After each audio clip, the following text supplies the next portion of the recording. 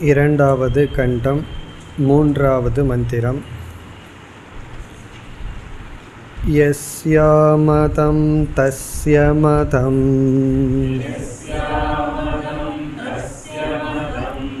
மதம் யஸ்ய ந வேதஸஹ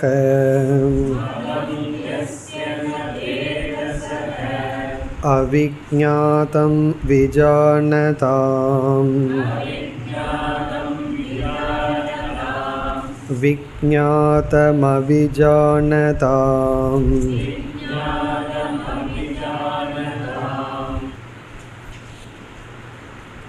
இந்த இரண்டாவது பகுதியில் குருவானவர் சிஷ்யனுடைய ஞானத்தை பரீட்சை செய்கின்றார்.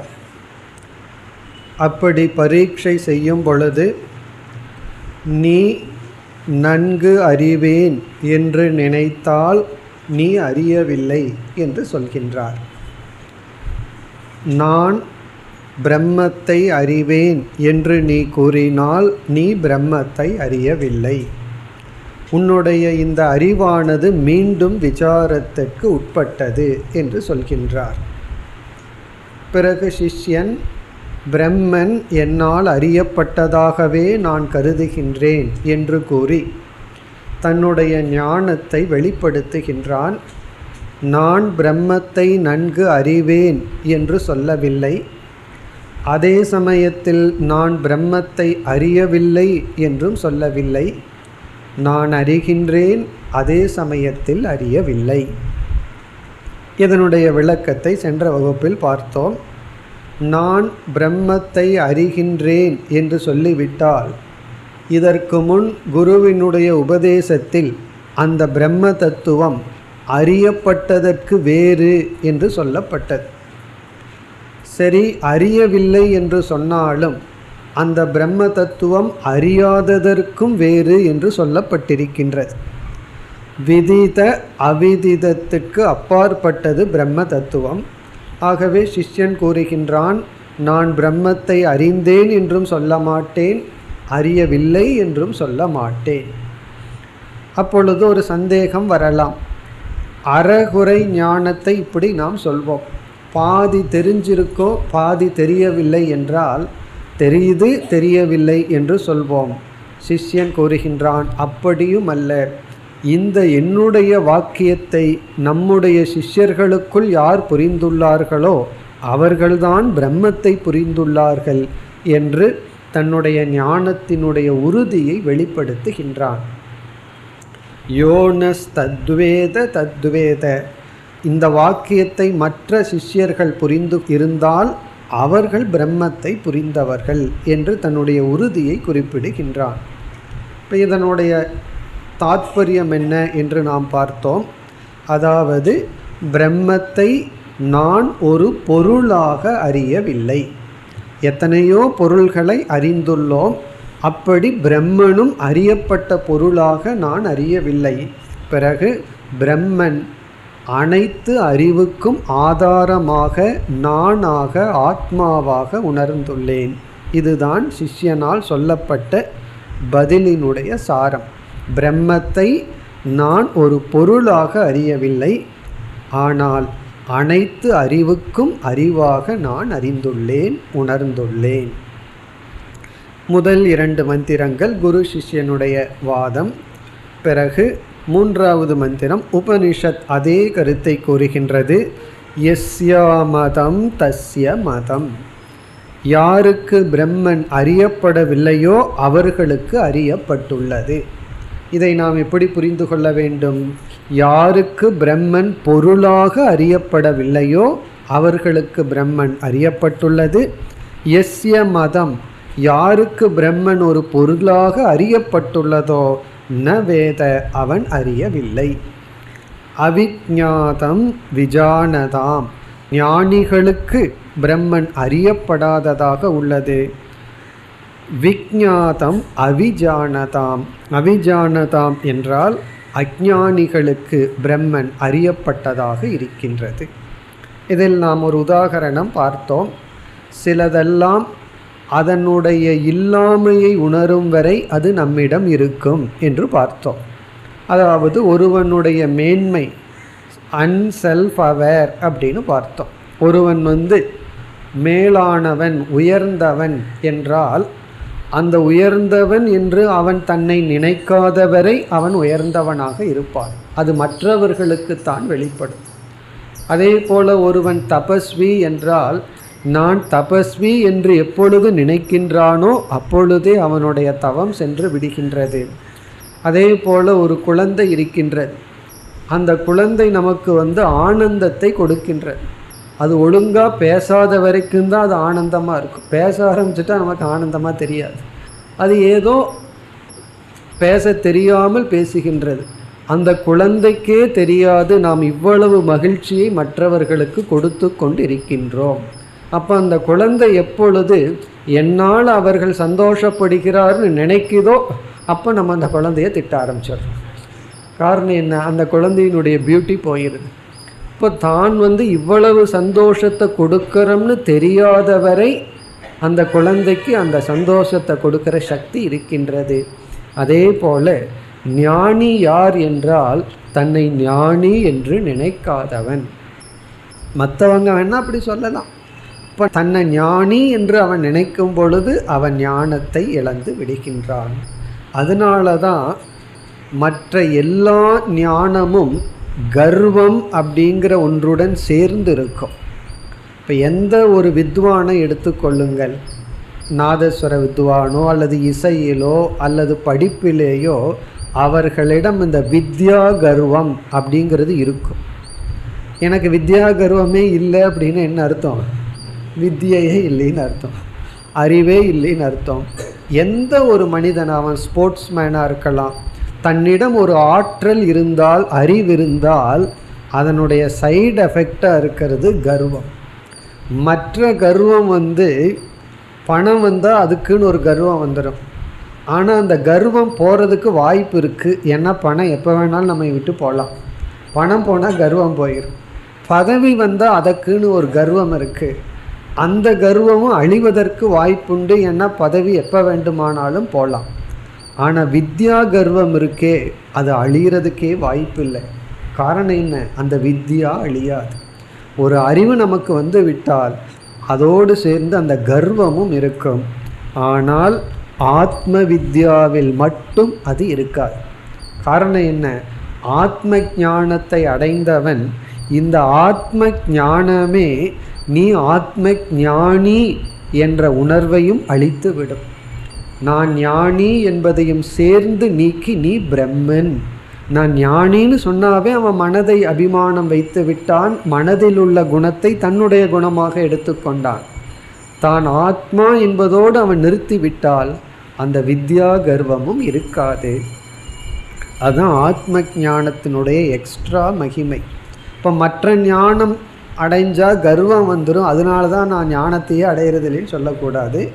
மற்ற ஞானம் வந்தால், கர்வம் வந்தால் அந்த ஞானத்தினுடைய அனித்தியத்துவத்தை பார்க்க வேண்டும். இந்த அறிவும் அனித்தியமானது. நம்ம மனதில் மெமரி எல்லாம் போயிடுதுன்னு வச்சுக்குவோமே, பிறகு இந்த அறிவு நம்மிடம் இருக்காது. ஒரு ஸ்போர்ட்ஸ்மேன் என்ன உணரணும்? இந்த மாதிரி நம்ம ஷைன் பண்ணுறது கொஞ்சம் வருடம்தான், அதுக்கப்புறம் ரெஃப்ரியாவோ அல்லது கமெண்ட்ரி சொல்கிறவராகவோ உட்கார முடியுமே தவிர விளையாட முடியாது அப்படின்னு அந்த அனித்தியத்துவத்தை உணர வேண்டும். இப்படி அனித்தியத்துவத்தை உணர்ந்து நம்மிடம் இருக்கிற சக்தியில் வருகின்ற கர்வத்தை நீக்க வேண்டும். ஆனால் இந்த ஆத்ம ஞானம் நான் ஞானி என்ற அகங்காரத்தையும் அது கொடுக்காது. அதுதான் அவிஜ்ஞாதம் விஜானதாம். அறிபவருக்கு, அதாவது ஆத்ம ஞானத்தை அறிபவருக்கு தான் ஞானி என்ற எண்ணமும் இருக்காது. ஆனால் விஜ்ஞாதம், நான் அறிந்துள்ளேன் என்று சொல்பவன் அறியவில்லை. இனி அடுத்த மந்திரத்தில் வேறொரு கருத்து வருகின்றது. 4வது மந்திரம். பிரதிபோத விதிதம் மதம்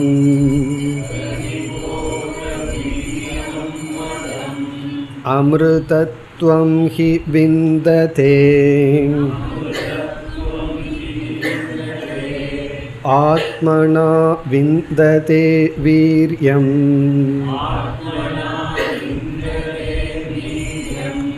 வித்யயா விந்ததே மிருதம்.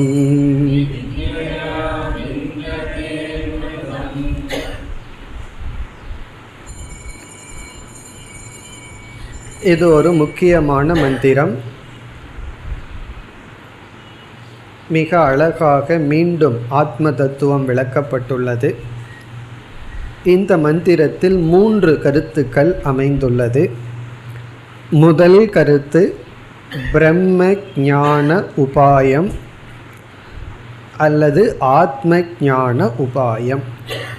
எப்படி ஆத்ம ஞானத்தை அடைதல் அல்லது பிரம்ம ஞானத்தை எப்படிப்பட்ட விசாரத்தின் மூலம் அடைதல். இரண்டாவது கருத்து சாதனை. மிக அழகாக இங்கு ஒரு 2 சாதனை கூறப்பட்டுள்ளது. மூன்றாவது ஞான பலம். இப்படிப்பட்ட விசாரத்தை மேற்கொண்டு இப்படிப்பட்ட சாதனையை கையாண்டால் இப்படிப்பட்ட பலன் கிடைக்கும். ஆகவே இந்த மந்திரம் மிக முக்கிய மந்திரம் ஆகின்றது. ஸ்ரோத்ரஸ்ய ஸ்ரோத்ரம் என்பது எப்படி இந்த உபனிஷத்திற்கென்றே ஒரு முக்கியமான சொல்லோ, அதே போல் இந்த மந்திரமும். இனி ஒவ்வொரு கருத்தாக நாம் எடுத்துக்கொள்வோம். முதல் கருத்து பிரம்ம ஞான உபாயம் அல்லது ஆத்ம ஞான உபாயம்.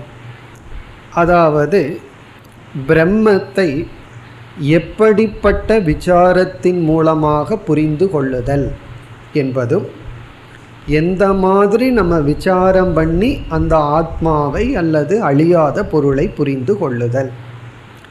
நம்ம சொல்கிறோம் விசாரம் பண்ணணும்னு, எப்படி செய்வது, எப்படிப்பட்ட விதத்தில் நாம் விசாரம் செய்தால் பிரம்மத்தை பற்றிய ஞானத்தை அடைய முடியும். பிறகு அந்த பிரம்மத்தை எங்கு அறிதல். நம்ம என்னன்னு சொல்லிடுறோம், பிரம்ம எங்கே இருக்குன்னா எல்லா இடத்துலையும் இருக்குன்னு சொல்லிடுறோம். சொல்வதற்கு ஈஸி.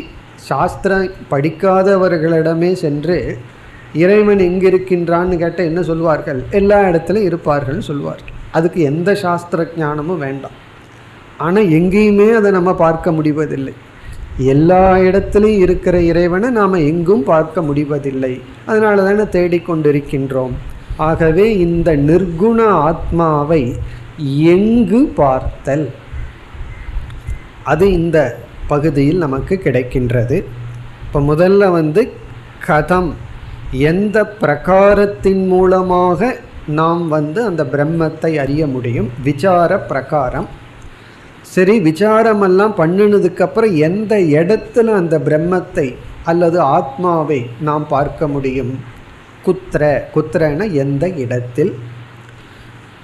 மூன்றாவது, அந்த இடத்தில் எந்த மாதிரி அந்த ஆத்மா விளங்கி கொண்டிருக்கின்றது அப்படிங்கிற ஒரு கேள்வியும் வருது. கேன சொரூபேன நியாயதே, எந்த சொரூபத்தில் அந்த ஆத்ம தத்துவம் விளங்கி கொண்டிருக்கின்றது. அப்போ நம்ம ஒரு கேள்வி கேட்டோம்னா, கதம் அதாவது எப்படி, எங்கு, எந்த விதத்தில் இந்த ஆத்மா விளங்குகின்றது. கதம்னா எந்த விதத்தில் நாம் விசாரத்தை மேற்கொள்ள வேண்டும். பிறகு இரண்டாவது எந்த இடத்தில் இந்த ஆத்மாவை அறிதல். நாம் அந்த விசார பிரகாரத்தை இப்பொழுது பார்க்க போகின்றோம். படிப்படியாக எப்படி விசாரம் செய்து இந்த ஆத்மாவை புரிந்து கொள்ளுதல். பிறகு நம்ம எந்த இடத்தில் அப்படிங்கிறதுக்கு இப்பொழுதைய பதிலை பார்த்துருவோம். நம்முடைய எண்ணங்களுக்குள் இந்த ஆத்மாவை பார்க்க வேண்டும். குத்திர அப்படின்னா விருத்தோ, நம்முடைய எண்ணங்களுக்குள். சரி, நம்முடைய எண்ணங்களுக்குள்ளேயே தான் இந்த ஆத்மாவை நாம் கண்டுகொள்ள வேண்டும். எல்லா இடத்திலும் ஆத்மா இருந்தாலும் நாம் கண்டுகொள்ளக்கூடிய இடம் நம்முடைய எண்ணம். அதனால தான் இந்த ஆத்மாவை கண்டுகொள்வதற்கு எங்கேயும் பயணம் செய்ய வேண்டிய அவசியம் கிடையாது.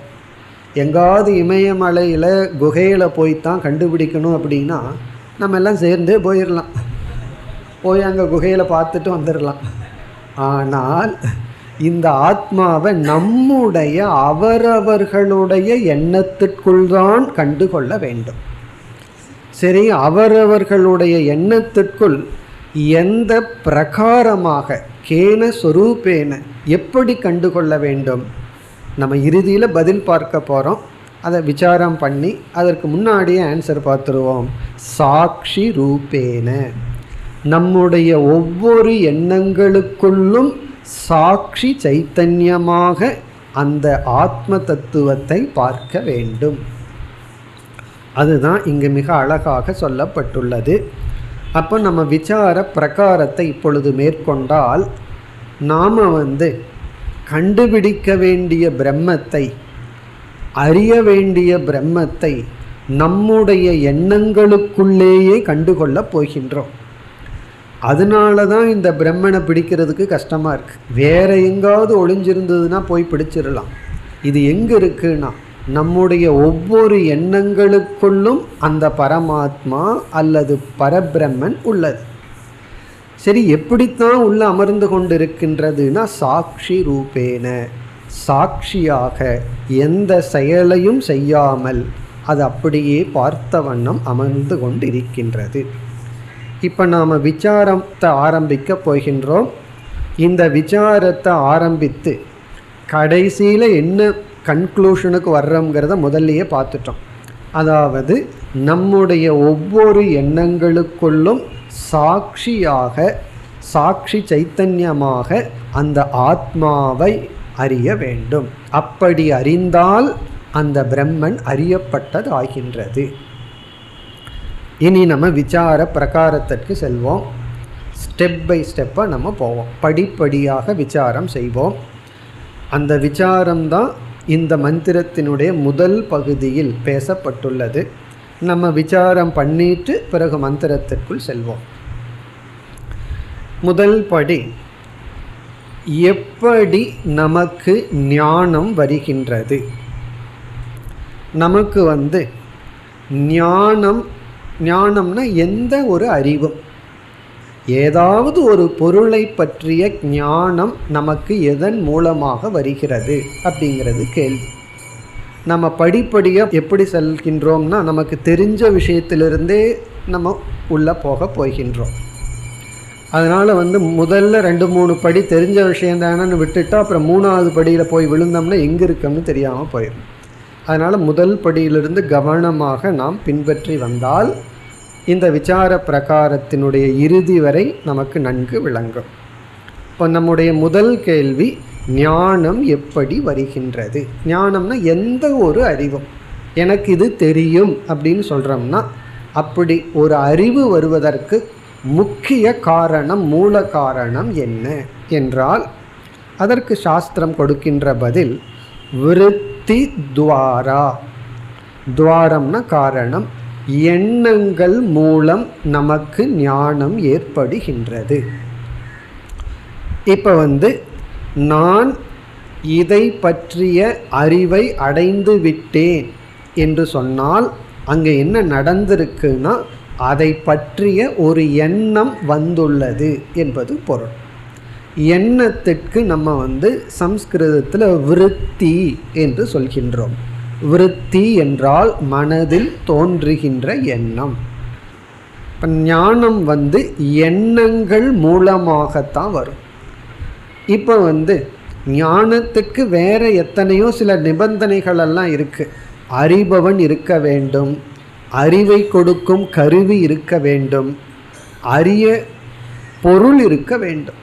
இதில் ஏதாவது மிஸ் ஆனால் ஞானம் வராது.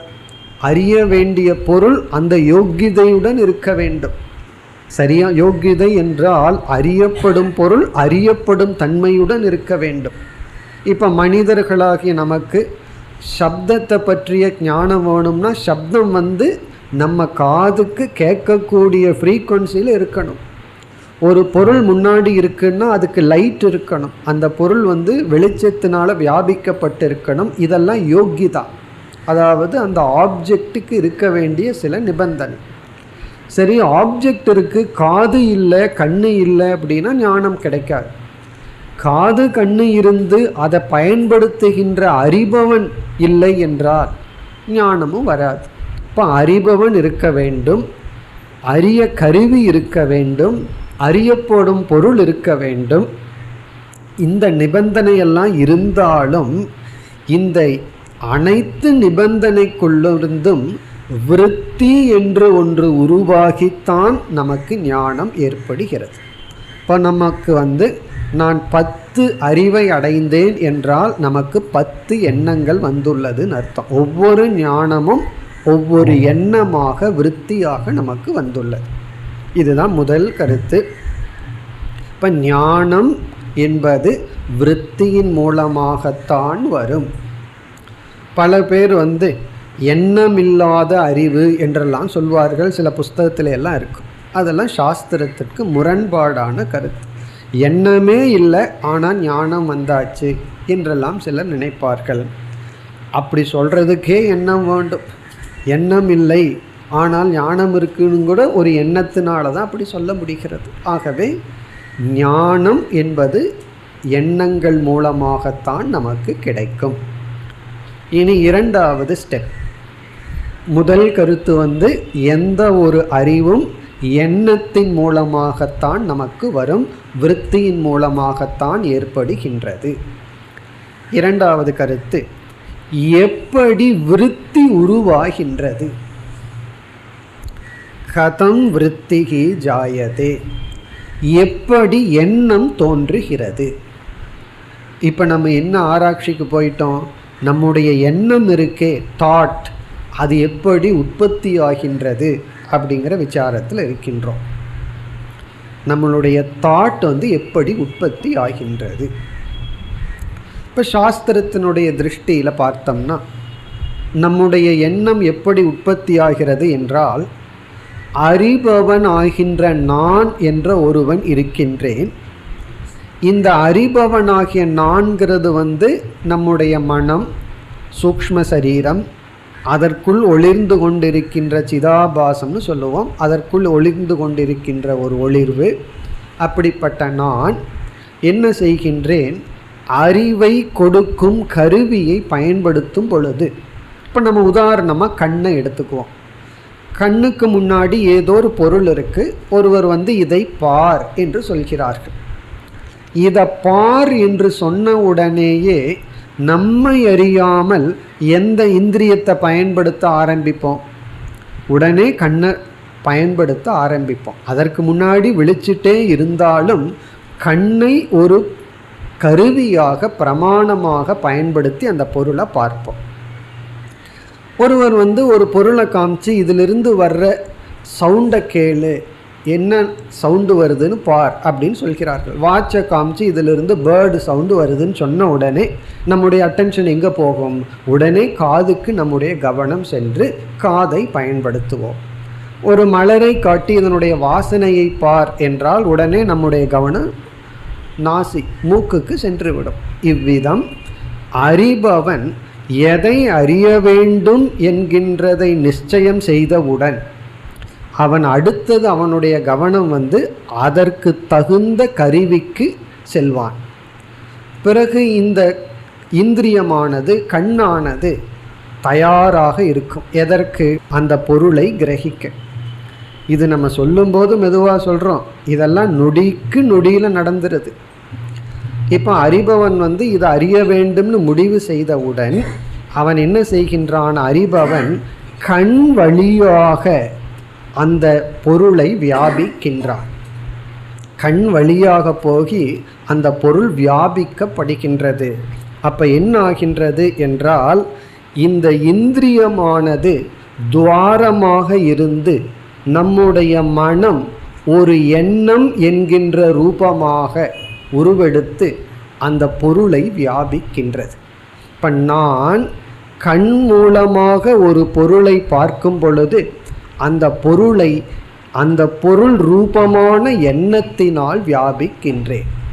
அப்போ அந்த மலர் ரூபமாக ஒரு எண்ணம் உற்பத்தி ஆகின்றது. அப்போ என்ன ஆகின்றது என்றால், அந்த மலருடைய எவ்வளவு ரூபமோ எந்த ஃபார்மோ அந்த ஃபார்மில் ஒரு தாட் உற்பத்தி ஆகின்றது. அப்போ விருத்தி எப்படி உற்பத்தி ஆகிறது என்றால், அறிபவன் அறியப்படும் கருவியின் மூலமாக அறியப்படும் பொருளை வியாபிக்கும் பொழுது, உண்மையிலேயே நம்ம அந்த பொருளை வியாபிக்கிறோம். எப்படி வியாபிக்கின்றோம்? ஸ்தூல சரீரத்தில் வியாபிப்பதல்ல, எண்ணங்களால் அந்த பொருளை நாம் வியாபிக்கின்றோம். இப்போ ஒரு பொருளை நம்ம பார்க்குறோம்னாவே அந்த பொருள் மயமாகவே நாம் மாறிவிடுகின்றோம். எப்படி? எண்ணங்கள் ரூபமாக. அந்த இடத்துல ஒரு எண்ணம் உற்பத்தி ஆகின்றது. இப்போ எண்ணம் எப்படி உற்பத்தி ஆகிறது என்றால், அறியப்படும் பொருளை வியாபித்து அந்த பொருள் ரூபமாக சூக்ஷ்மமான ஒரு எண்ணம் உற்பத்தி ஆகின்றது. இப்போ ஸ்தூலமான பொருள் சூக்ஷ்மமான பொருள்னு இப்போ பொருள் ரெண்டாயாச்சு. இப்போ ஸ்தூலமான ஒரு மலர் வெளியே இருக்குது, அந்த மலரினுடைய ஃபோட்டோ போல நம்முடைய எண்ணம் அது சூக்ஷ்மமாக மனதிற்குள் வந்து விட்டது. இது எப்படி வருகிறதுனா, அறிபவன் தன்னுடைய மனதை இந்திரியங்கள் மூலமாக செலுத்தும் பொழுது முழு மனதும் செல்வதில்லை, அந்த மனம் கண் வழியாக சென்று எண்ணங்கள் என்கின்ற ஒரு உருவத்தை எடுத்து இப்போ மலர் அப்படிங்கிற ஒரு எண்ணம் உருவாகி உள்ளது. பிறகு நாம் எதை அனுபவிக்கின்றோம் என்றால், இந்த மாதிரி ஃபோட்டோ கேப்சர் ஆன உடனே நம்முடைய மனம் அந்த எண்ணத்தை தான் பார்க்கின்றது, அந்த எண்ணத்தை அது பார்க்கின்றது. இப்போ அறிபவன் கண் மூலமாக வெளியே சென்று அந்த மலரை அவன் அப்படியே கிரகித்து எண்ணங்கள் ரூபமாக உள்ள வந்த உடனே நாம் நம்ம எண்ணத்தை தான் பார்க்கிறோம். எண்ணத்தை பார்த்து என்ன சொல்கின்றோம்?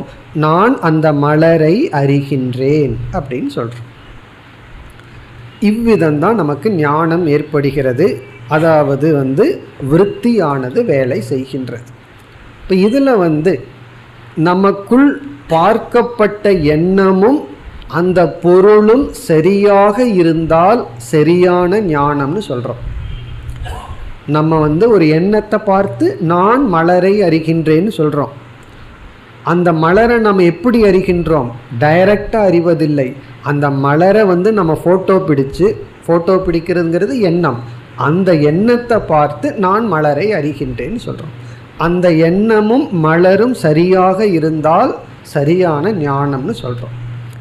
ஆனால் சில சமயங்களில் இந்திரியத்தில் ஏற்படுகின்ற தவறு அல்லது ஏதோ ஒரு மிஸ்டேக்கில் என்ன ஆகும், வெளியே பொருள் ஒரு விதமாக இருக்க நம்முடைய எண்ணம் இருக்கே அது வேறு விதமாக அது பிக்சர் பண்ணிடும். அதுக்கு என்ன உதாரணம்? கயிற்றை பார்க்குறோம், கண் என்னமோ கயிற்றை தான் பார்க்குது, ஆனால் சில தோஷங்கள் நம்முடைய ஸ்மிருதி, பாம்பு ஸ்மிருதி, கயிறு பாம்பை போல் இருக்கிறதுனால அந்த ஸ்மிருதி கொஞ்சம் ஆக்டிவேட் ஆகி மந்தமான இருட்டு இதெல்லாம் சேர்ந்து ஒரு பாம்பை போல காட்சி ஆனவுடன் நம்முடைய எண்ணம் அங்கே பாம்பு எண்ணம் தான் உள்ளே இருக்கு. வெளியே இருக்கிற பொருளோ கயிறு, அந்த கயிற்று நிமித்தமாக கயிறுங்கிற எண்ணம் இருந்திருந்தால் ஞானம். ஆனால் பாம்புங்கிற எண்ணம் வந்த உடனே நமக்கு பாம்பு தான் ஞானமாக தெரிகிறது. உண்மையிலேயே கயிறு தெரிய வேண்டும், ஆனால் நம்ம ஒரு முறை பார்த்ததற்கு பிறகு மீண்டும் நம்ம கயிற்றை பார்ப்பதில்லை, நம்ம எண்ணத்தை தான் நம்ம பார்க்குறோம். அதனால தான் இந்த தப்பு வருது. இல்லை என்றால் நாம் ஏன் இந்த தவறு செய்வோம்? எப்பொழுதுமே பொருளைத்தான் நம்ம பார்ப்பதாக இருந்தால் நம்ம வாழ்க்கையில் தப்பே பண்ண முடியாது. ஒன்றா தெரியலேன்னு சொல்லுவோம் அல்லது சரியாக சொல்லுவோம்.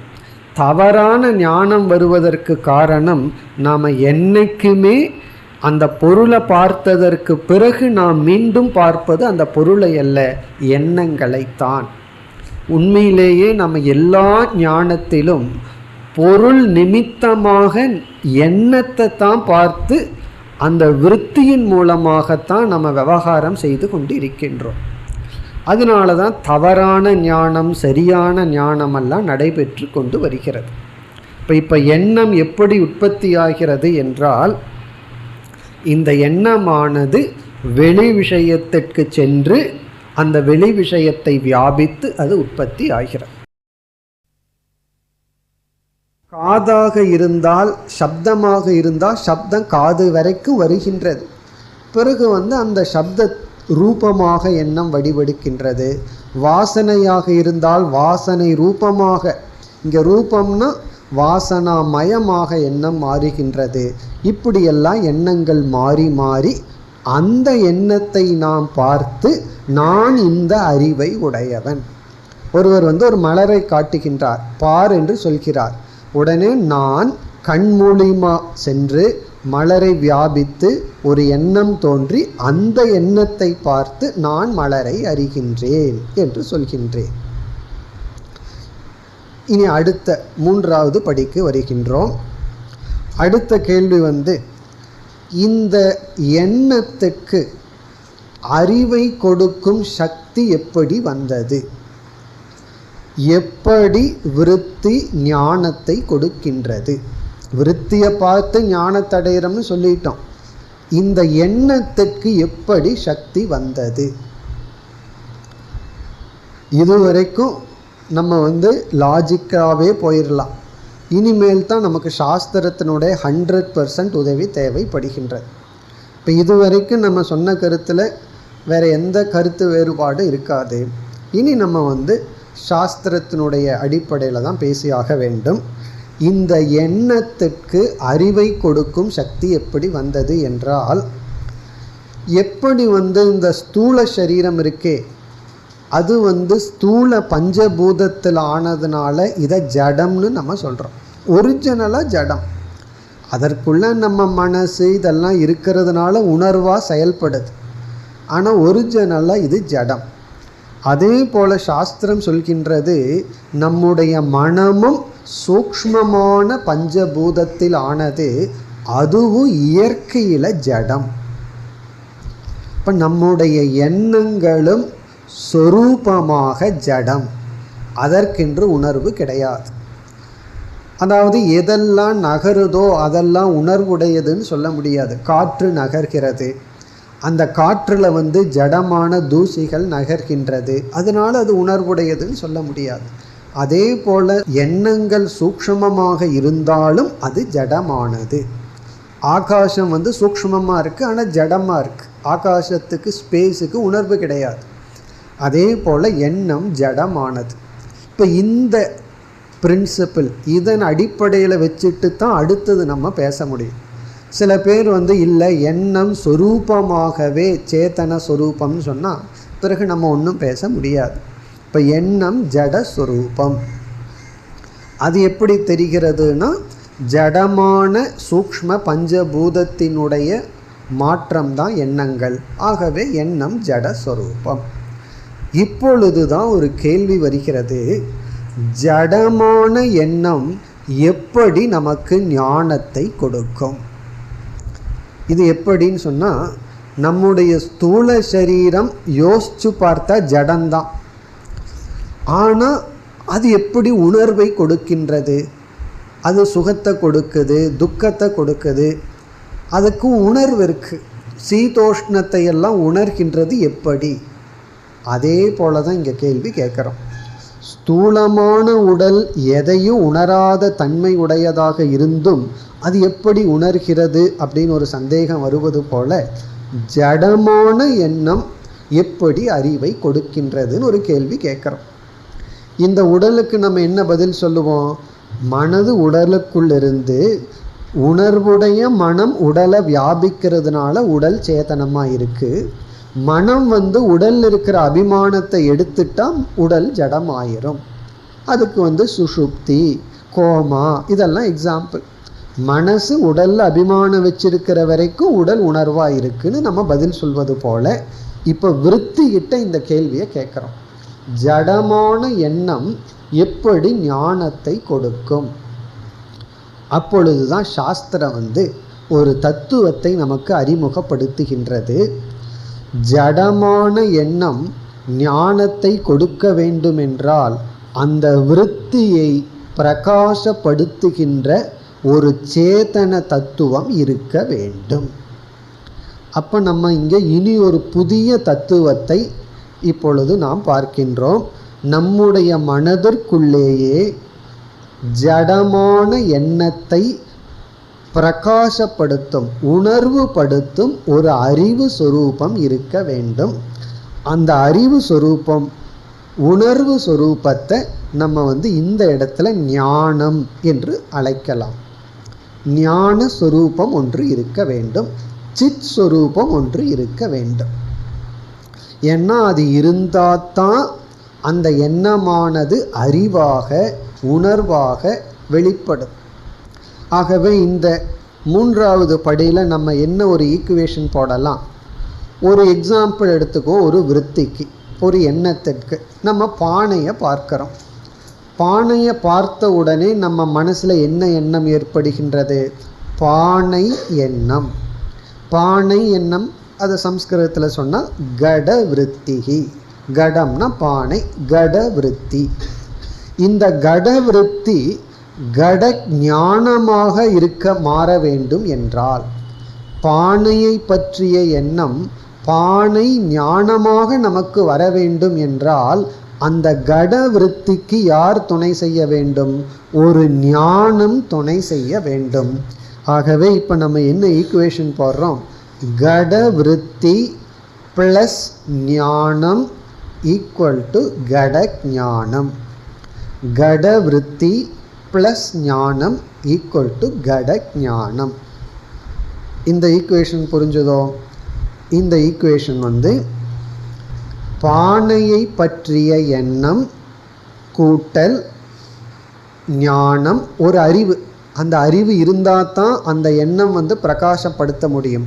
இந்த இரண்டும் சேரும் பொழுது சமம் பானை ஞானம். இப்போ இதை நம்ம புரிஞ்சுக்கணும். அப்படின்னா பானை ஞானம் எப்படி வருது?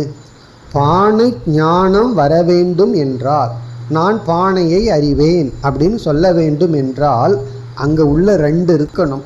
ஒன்று பானையை பற்றிய எண்ணம் ப்ளஸ் அந்த எண்ணத்தை ஒளிர்விக்கும் ஒரு அறிவு, ஞானம். அப்போ பானை ஞானம் வர பானை எண்ணம், ஞானம், இந்த இரண்டும் சேர்ந்து பானை ஞானம்.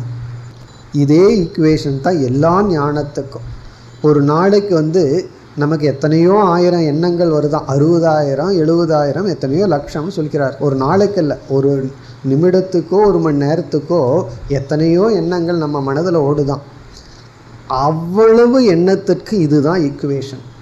அந்த எண்ணம், அந்த விருத்தி, மனுஷ்ய விருத்தி ப்ளஸ் ஞானம் ஈக்குவல் டு மனுஷ்ய ஞானம். புஸ்தக விருத்தி ப்ளஸ் ஞானம் இஸ் ஈக்குவல் டு புஸ்தக ஞானம். நான் புஸ்தகத்தை அறிகின்றேன். இந்த ஞானம் வர வேண்டும் என்றால் புஸ்தகத்தை பற்றிய எண்ணம் வந்திருக்க வேண்டும். பிறகு அந்த எண்ணத்தை ஒரு அறிவு பிரகாசப்படுத்த வேண்டும். பிறகு ஞானம் வர வேண்டும். இதுவரைக்கும் நமக்கு புரிந்திருந்தால் இப்போ நம்ம என்ன முடிவுக்கு வந்துள்ளோம்? இவ்வளவு நேரம் பார்த்த படியில் எந்த ஒரு ஞானம் நமக்கு வர வேண்டும் என்றால் அதற்குள் இரண்டு தத்துவங்கள் இருக்கின்றது. ஒன்று விருத்தி, இனி ஒன்று ஞானம். விருத்தினா எண்ணம். இந்த ரெண்டில் ஒன்று இல்லைனாலும் கூட ஞானம் நமக்கு வராது. ஞானம் இருக்கு, எண்ணம் தோன்றவில்லை அப்படின்னா நமக்கு ஞானம் வராது. எண்ணம் தோன்றியாச்சு, ஞானம் அதை வியாபிக்கவில்லை என்றாலும் ஞானம் வராது. ஏன்னா எண்ணம் ஜடமானது. அப்போது எந்த ஒரு ஞானம் நம்ம மனதில் இருந்தாலும், நம்ம மனதில் எந்த ஒரு ஞானத்தை வேண்டுமானாலும் எடுத்துக்கொண்டால் அதில் ரெண்டு அம்சம் இருக்குது. ஒன்று விருத்தி, எண்ணம்னு ஒரு அம்சம். இனி ஒன்று அந்த எண்ணத்தை பிரகாசப்படுத்துகின்ற அறிவு அப்படிங்கிற ஒரு அம்சம். அதை நம்ம ஞானம்னு சொல்லலாம், சைத்தன்யம்னு சொல்லலாம், சித் என்றெல்லாம் சொல்லலாம். இனி அடுத்த விசாரம். இப்போ நமக்குள்ள ரெண்டு தத்துவத்தை நம்ம அறிமுகப்படுத்திட்டோம். எண்ணம், ஞானம். எண்ணம், ஞானம் இஸ் ஈக்குவல் டு அந்த எண்ணத்தை பற்றிய ஞானம். கடவிருத்தி ப்ளஸ் ஞானம் இஸ் ஈக்குவல் டு கட ஞானம். கடவிருத்தினா பானையை பற்றிய எண்ணம் ப்ளஸ் அறிவு இஸ் ஈக்குவல் டு பானை அறிவு. மனிதனை பற்றிய எண்ணம் ப்ளஸ் அறிவு இஸ் ஈக்குவல் டு மனிதனை பற்றிய அறிவு. இனி நம்ம என்ன செய்ய போகிறோம், இந்த விருத்தியினுடைய சொரூபம் என்ன, ஞானத்தினுடைய சொரூபம் என்னன்னு விசாரம் செய்ய போகிறோம். இனி 4வது படியாக இந்த விருத்தியினுடைய சில தன்மைகள் என்ன அப்படின்னு இப்பொழுது பார்ப்போம். விருத்தியினுடைய சொரூபம் என்ன, பல சொரூபத்தை பார்க்க போகிறோம். இந்த ஸ்டெப்பில் ஒரே ஒரு சொரூபத்தை தான் பார்க்க போகிறோம். பிறகு ஞானத்துக்கு ஒரே ஒரு சொரூபத்தை பார்த்து பிறகு இரண்டினுடைய தன்மைகளை விஸ்தாரமாக நம்ம பார்க்க போகின்றோம். இப்போ விருத்தியினுடைய சொரூபம் என்ன என்றால், இப்போ நமக்கு 15 ஞானம் வந்துள்ளது அப்படின்னா 15 பொருளை பற்றிய நான் அறிவை அடைந்துள்ளேன் அப்படின்னா என்ன அர்த்தம்? நாம் ஒரு ரூம்குள்ளே போகிறோம், 15 பொருள்கள் அங்கே வச்சிருக்கு, நம்ம வரிசையாக அனைத்தையும் பார்த்துட்டோம். இப்போ எனக்கு 15 பொருளை பற்றிய ஞானம் உள்ளது அப்படின்னா அங்கே என்ன நடந்திருக்கு, 15 தனிப்பட்ட விருத்திகள் தோன்றி உள்ளதுன்னு அர்த்தம். 15 தாட்ஸ் தோன்றி உள்ளது. இனி அடுத்த கேள்வி, 15 ஞானம் வந்துள்ளதுன்னா 15 எண்ணங்கள்னு சொல்லும்போது இந்த 15 எண்ணங்கள் ஒரு எண்ணத்திற்கு இனியொரு எண்ணத்திற்கு ஒற்றுமை இருக்கா வேற்றுமை இருக்கான்னு கேட்டால் வேற்றுமை இருக்கின்றது. முதல் எண்ணம் வேறு, இரண்டாவது விருத்தி வேறு, மூன்றாவது விருத்தி வேறு. ஏன்னா நான் முதல்ல அந்த ரூமில் இருக்கிற பானையை பார்த்தேன், பிறகு அந்த ரூமில் இருக்கிற பானைக்குள்ளே இருக்கிற தண்ணீரை பார்த்தேன், பிறகு மூடியை பார்த்தேன், கிளாஸை பார்த்தேன். இப்படி எல்லாம் பார்த்தோம்னா 15 ஞானத்தில் 15 விருத்தி, ஒவ்வொரு விருத்தியும் வேறுபட்டதாகவே இருக்கும். முதல் விருத்தியினுடைய தன்மை வேறு, இரண்டாவது விருத்தியின் தன்மை வேறு, மூன்றாவது விருத்தியின் தன்மை வேறு. ஆகவே என்ன செய்யலாம், ஒவ்வொரு விருத்தியும் தனித்தன்மை வாய்ந்தது. முதல் எண்ணம், இரண்டாவது எண்ணம், மூன்றாவது எண்ணம் வேறுபடுவதில்லை. ஜபத்தில் தான் ஒன்றா இருக்கும். முதல்லையும் ஓம் நம சிவாய, ரெண்டாவது ஓம் நம சிவாய, மூணாவது ஓம் நம சிவாய. அது ஒழுங்காக வந்தா, அதுக்கு இடையில் 1000 வந்துட்டு போயிடும். அப்படி இல்லை என்றால் ஒவ்வொரு எண்ணமும் முன் எண்ணத்திலிருந்து வேறுபட்டது. இந்த வேற்றுமையை நம்ம என்ன சொல்கிறோம், சம்ஸ்கிருதத்தில் சவிசேஷம் அப்படின்னு சொல்கிறோம். சவிசேஷம் அப்படின்னா தனித்தன்மை வாய்ந்தது. இது வேறு அது வேறு, ஒவ்வொன்றுக்கும் விசேஷம் இருக்குது. அப்போ விருத்தியினுடைய சொரூபம் சவிசேஷம். விருத்தியினுடைய சுபாவம் சொரூபம் சவிசேஷம். அதனால தான் விதவிதமான ஞானத்தை நம்ம அடைய முடிகிறது. இப்போ விருத்தி எப்படிப்பட்டதுன்னா சவிசேஷம். சவிசேஷம்னா ஒவ்வொரு விருத்தியும் விசேஷமானதுன்னு அர்த்தம். பானையை பற்றி எண்ணம் பானைங்கிற விசேஷமானது. அடுத்தது பானைக்குள்ளே இருக்கிற தண்ணீரை பார்த்துட்டோம். தண்ணீரை பற்றிய ஞானம் தண்ணீருங்கிற ஒரு விசேஷத்துடன் கூடியது. அது பானை வேறு தண்ணீர் வேறு. இவ்விதம் ஒவ்வொரு எண்ணங்களும் விசேஷமானதுன்னா அதற்கென்று தனித்தன்மை வாய்ந்தது. அது இனியொன்றோடு வேறுபட்டதாக இருக்கும். அப்போ நம்ம ஒரு நிமிடத்திலேயோ அல்லது 5 நிமிடத்திலேயோ 60,000 எண்ணம் நம்ம மனதுக்குள்ளே வந்துட்டு போச்சுன்னா என்ன அர்த்தம், 60,000 சவிசேஷ விருத்திகள் வந்துட்டு போயாச்சுன்னு அர்த்தம். அதனால தான் ஜபத்தில் நம்ம அந்த விசேஷமாக விதவிதமாக எண்ணம் மாறி மாறி போயிட்டுருக்க வேண்டாம், ஒரே சீராக இருக்கட்டுன்னு ஒரு ப்ராக்டிஸ் கொடுக்குறோம். மனதனுடைய தன்மையே ஒரு எண்ணம், அடுத்த எண்ணம் முதல் எண்ணத்துக்கு வேறாக இருக்கும், மூணாவது எண்ணம் ரெண்டாவது எண்ணத்திற்கு வேறாக இருக்கும். இப்படி வேற்றுமையுடன் கூடியிருப்பது தான் விருத்தியினுடைய சொரூபம். ஏன்னா நாம் பார்க்குற நாம ரூபங்கள் அவ்வளவு விசேஷம். இந்த உலகத்தை பார்த்தோம்னா எல்லாமே வேற்றுமையாக உள்ளது. நம்ம எல்லாம் மனுஷன்னு சொல்கிறோம், எல்லாத்துக்கும் வேற்றுமை இருக்குது. அதனால தான் அடையாளம் கண்டுபிடிக்க முடியுது. எல்லாம் மனுஷன்னு வேற கண்டுபிடிக்க முடியுது, நீ வேற நான் வேறேன்னு கண்டுபிடிக்க முடியுது. இதிலிருந்து என்ன அர்த்தம்னா கிரியேஷன் சொன்னாவே டிவிஷன், விசேஷம், வேற்றுமைகள். ஆகவே அந்த வேற்றுமையான உலகத்தை பார்க்குற எண்ணமும் எப்படி இருக்கும், அந்தந்த வேற்றுமையை அது கிரகிக்கும். உண்மையிலேயே விருத்தி அப்படின்னு சொன்னால் அந்த வேற்றுமையை கிரகிச்சாதான் சரியான ஞானம். பார்க்குறதெல்லாம் ஒன்றாவே தெரிஞ்சதுன்னு வச்சுக்கோமே, அது ஞானம் கிடையாது. அதில் ஏதோ மைண்டில் ப்ராப்ளம்னு அர்த்தம். என்னென்ன வேற்றுமை இருக்கோ அந்த வேற்றுமையை அப்படியே கிரகிச்சாதான் அது ஞானம். ஆகவே விருத்தியினுடைய ஒரு சொரூபம் சவிசேஷம். இனி 5வது கருத்தா வர்றோம். ஞானத்தினுடைய சொரூபம் என்ன அப்படின்னு கேள்வி கேட்டால் இப்போ உங்களுக்கே புரிஞ்சிடும். இப்போ 15 எண்ணங்கள் வந்திருக்கு. ஒவ்வொரு எண்ணத்தையும் ஞானம் பிரகாசப்படுத்தியிருக்கு. அப்போ அங்கே 15 ஞானம் இருக்கா அப்படிங்கிறதான் இப்பொழுது கேள்வி. 15 எண்ணங்கள் இருந்தது.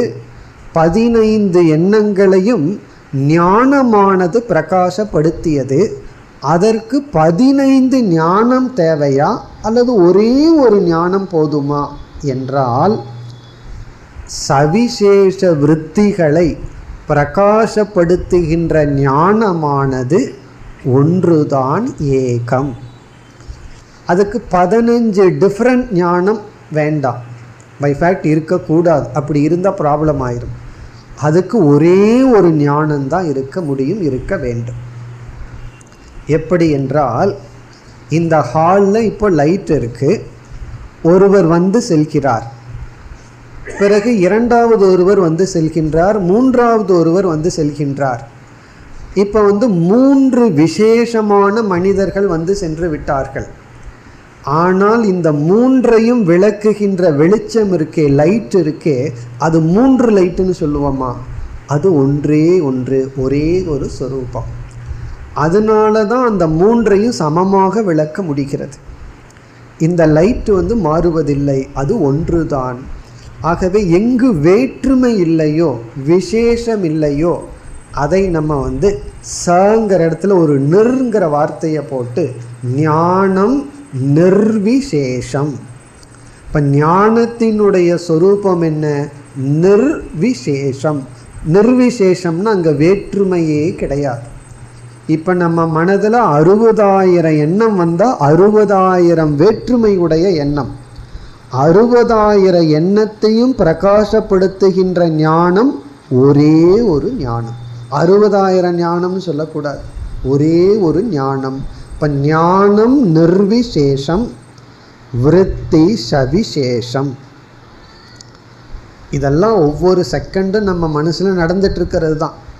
இப்போ சவிசேஷ விருத்தியை நிர்விசேஷ ஞானமானது விளக்குகின்றது.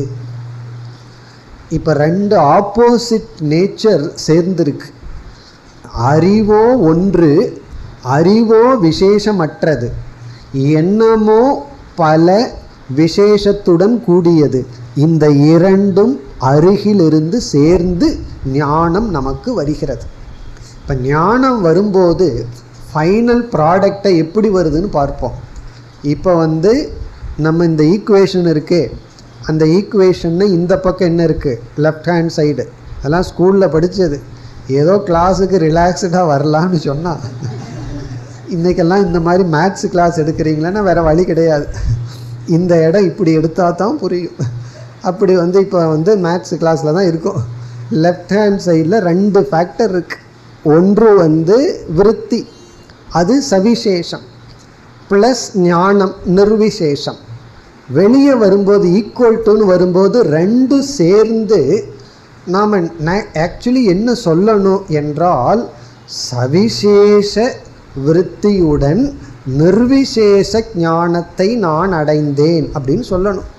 நிர்விசேஷமான ஞானத்தை சவிசேஷ விருத்தியின் மூலம் அடைந்தேன்னு சொல்வதற்கு பதிலாக இப்படியெல்லாம் நம்ம புரிஞ்சுக்காம சவிசேஷ ஞானத்தை அடைந்தேன் அப்படிங்கிறத நம்ம அனுபவம். இப்போ வெளியே எப்படி வந்திருக்கு? சவிசேஷ ஞானம். இப்போ சவிசேஷ விருத்தி ப்ளஸ் நிர்விசேஷ ஞானம் இஸ் ஈக்குவல் டு சவிசேஷ ஞானம். அதை நம்ம தமிழில் பார்த்தோம்னா புரிஞ்சிடும். அதாவது வேற்றுமையுடன் கூடிய எண்ணம் கூட்டல் வேற்றுமையற்ற ஞானம் சமம் வேற்றுமையான அறிவு. இப்படி தான் நம்ம சொல்லிகிட்டு இருக்கோம். வேற்றுமையுடன் கூடிய எண்ணமும் வேற்றுமையற்ற ஞானமும் சேர்ந்து நம்ம விவகாரத்தில் எதை சொல்கிறோம்? வேற்றுமையான ஞானம் அப்படின்னு சொல்கிறோம். அதனால தான் எனக்கு இவ்வளவு அறிவு இருக்குது, இதை தெரியும், இந்த ஞானம் இருக்குது, அந்த ஞானம் இருக்குன்னெல்லாம் சொல்லும்போது இங்கே வேற்றுமையான ஞானம் அப்படின்னு சொல்கிறோம். எனக்கு இது தெரியும், அது தெரியும், இது வேற அது வேறன்னு சொல்லும் பொழுதே, இந்த ஞானம் அந்த ஞானம் அப்படின்னு சொல்லும் பொழுதே வேற்றுமையான ஞானம் அப்படின்னு சொல்கிறோம். இந்த இடத்துல தான் நாம் ஒரு பெரிய தவறை செய்துள்ளோம். அத்தியாசம் இந்த இடத்துல தான் நடந்திருக்கு.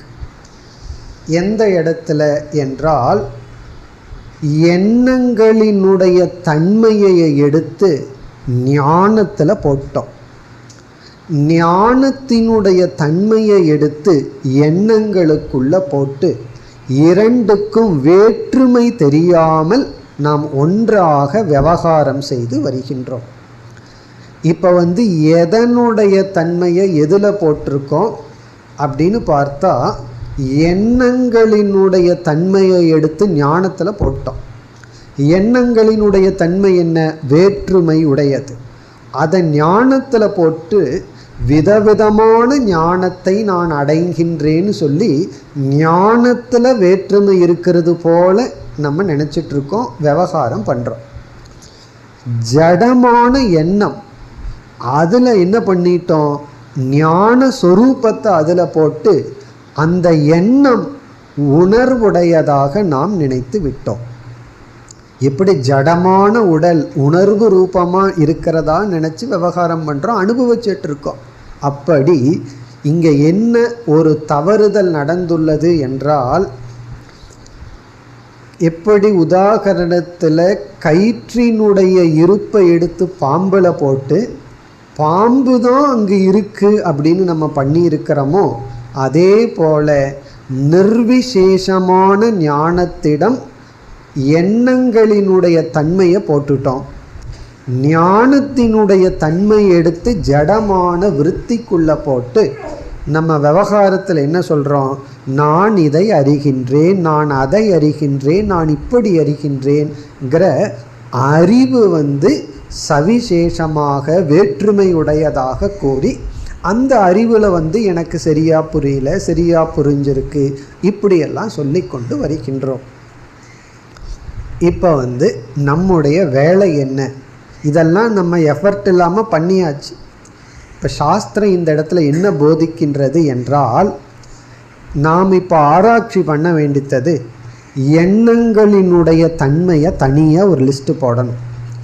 ஞானத்தினுடைய தன்மைகளை தனியாக புரிந்து எண்ணங்களினுடைய தன்மையை எண்ணத்தை சார்ந்தது, ஞானத்தினுடைய தன்மையை ஞானத்தை சார்ந்ததுன்னு தனித்தனியாக பிரித்து, இதெல்லாம் நம்ம மனதில் அறியாமையில் ஒன்றின் தன்மையை இனி ஒன்றில் வச்சுருக்கோம். அதை தனியாக பிரித்து, நான் என்பவன் இந்த எண்ண கூட்டத்தை சார்ந்தவன் அல்ல, எண்ணங்களினுடைய தன்மை என்னுடையது அல்ல, நான் இந்த ஞானத்தை சார்ந்தவன், ஞான சொரூபின்னு புரிந்து கொள்ள வேண்டும். இப்போ ஒரு உதாரணம் பார்ப்போம். இப்போ நம்ம மனதில் ஒருவரை பார்த்த உடனே கோபம் வருது. உடனே மனதில் என்ன வந்திருக்கு?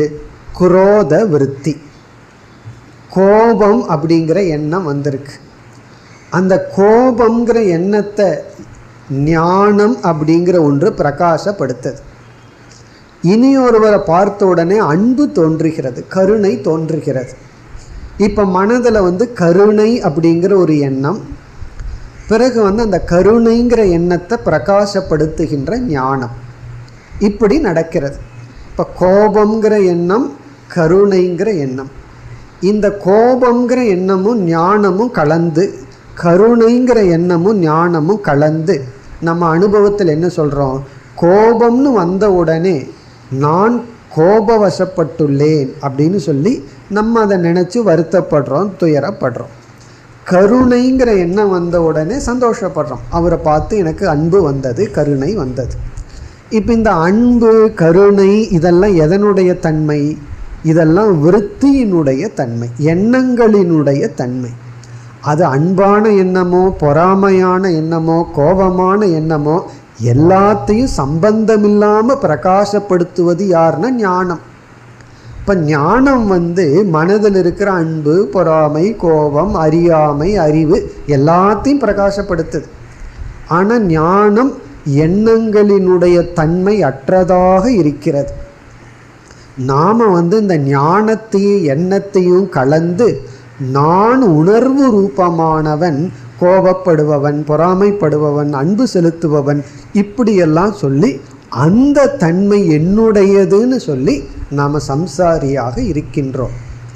இந்த இடத்துல சாஸ்திரம் நமக்கு என்ன போதிக்கின்றது என்றால், அந்த எண்ணமெல்லாம் மனம், ஜடமான மனம், விருத்தியை சார்ந்தது. நீ அனைத்து எண்ணங்களையும் பிரகாசப்படுத்தும் சாட்சி சைத்தன்யம். நீ நிர்விசேஷமான ஞான ஸ்வரூபி. இப்போ நான் யார் என்றால், மனதில் வருகின்ற காமக்ரோதாதி விருத்திகளை பிரகாசப்படுத்தும் சாட்சி ரூபமாக இருக்கின்ற அறிவு நான், ஞானம் நான். பிறகு இந்த எண்ணங்கள் நான் அல்ல. இப்படி புரிஞ்சுட்டோம் அப்படின்னா நம்ம மனதில் வர்ற எண்ணங்களிடமிருந்தே நமக்கு விடுதலை. என்ன எண்ணம் வந்தாலும் அதை நான் பிரகாசப்படுத்துபவன் என்று நான் என்னை புரிந்து கொள்வதுதான் மோக்ஷம், அதுதான் ஞானம். இப்போ இந்த இடத்துல மேலும் விசாரம் நமக்கு பாக்கி இருக்கு. அதாவது இன்னும் எண்ணங்களினுடைய தன்மை, ஞானத்தினுடைய தன்மையெல்லாம் நம்ம லிஸ்ட்டு பண்ணி எப்படி ஒன்றை ஒன்று நாம் ஏற்றி வைத்துள்ளோம்னு பார்த்து, பிறகு மீண்டும் நான் எப்படி சாட்சி ரூபம் என்று விசாரம் செய்ய வேண்டும். அடுத்த வகுப்பில் தொடர்போம். ஓம் பூர்ணமத பூர்ணமிதம் பூர்ணாத் பூர்ணமுதச்யதே பூர்ணஸ்ய பூர்ணமாதாய பூர்ணமேவாவசிஷ்யதே. ஓம் சாந்தி சாந்தி சாந்தி.